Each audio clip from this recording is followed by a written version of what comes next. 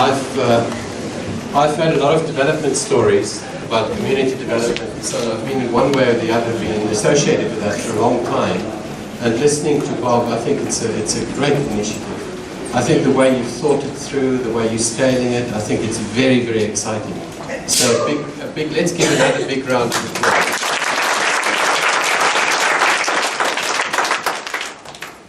I'm from SpaceToSay, SpaceToSay Foundation.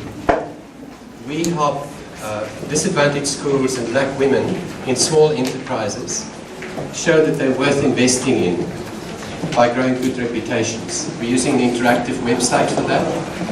And what we do is to identify ethical leadership and develop that. We also create opportunities in that way for our beneficiaries to form good relationships and partnerships with business. And today is actually a really great example of that. First round, Desiree asked SpaceToSay for 40 young children who could benefit from Bob's shoes. And the first thing that I did was to consult 2 young leaders from SpaceToSay schools. And I'm talking about grade 6, grade 7 children. What I learned from them was, firstly, apart from the physical well-being that a new pair of shoes bring, it's actually really about also the symbolic value of a new pair of shoes. It brings dignity. Then I spoke to the school principals of 4 schools, and they're here today, 3 of them are here today, to ask how should we approach this. And we decided that the best way would be for every school to select 10 deserving children for today's event.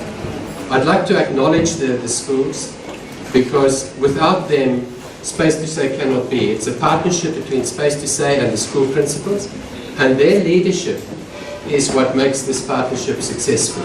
I'd like to recognize Ray Booth from Budget Car Rental, who made the transport available to bring the kids and take them back.